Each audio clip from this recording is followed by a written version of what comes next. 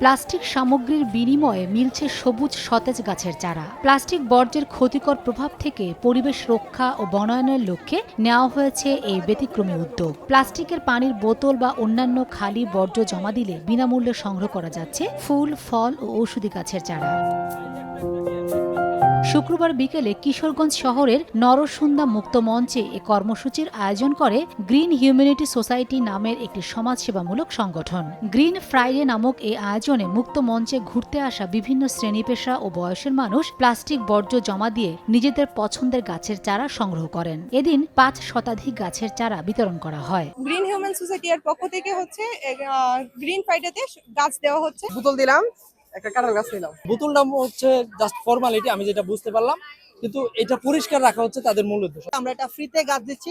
প্লাস্টিকটা হচ্ছে একটা স্যাম্পল, মানে আমরা এটা এমনি সংগ্রহ করে এর মাধ্যমে আমরা গাছগুলো বিক্রি করছি। ঔষধি গাছ, বনজ গাছ, যেটা পরিবেশের জন্য ভারসাম্য আর কি, পরিবেশের ভারসাম্য রক্ষা করতে সহযোগিতা করে, ওই গাছগুলো হচ্ছে আমরা আজকে বিতরণ করতেছি। আমাদের প্রোগ্রামটা প্রতি শুক্রবারে আমাদের গ্রিন ফ্রাইডে একটা প্রোগ্রাম থাকবে।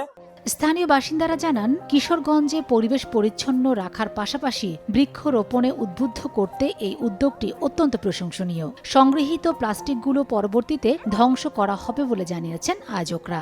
সচেতনতা বাড়াতে এখন থেকে সপ্তাহের প্রতি শুক্রবার এই কর্মসূচি পালন করা হবে।